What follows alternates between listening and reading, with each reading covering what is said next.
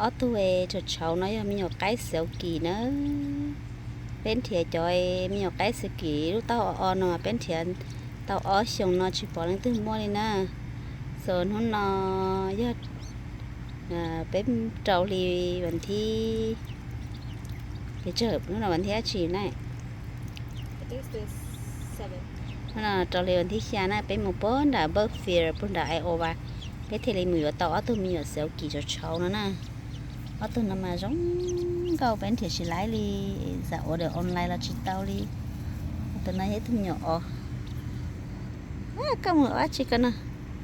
thì ở bé tôi đã nói giờ là sao thì cho nhiều cái polish miss cho hôm bò nó nói vậy thì bé một bò giống câu thì bé thấy vô là nó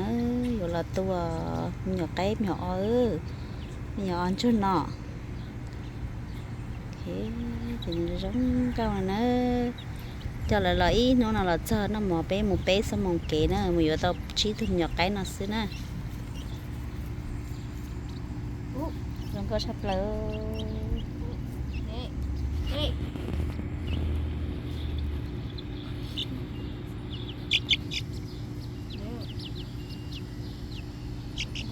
What is she doing? Look. nên muốn là giờ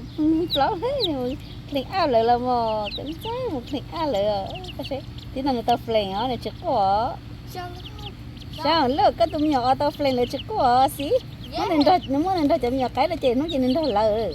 cái này là tao phèn mà này giống xí à Even though he don't understand. yeah cái cho nên là tao chụp phèn trong năm mà này giống xí này chắc quá xí này happy á Ma. ừ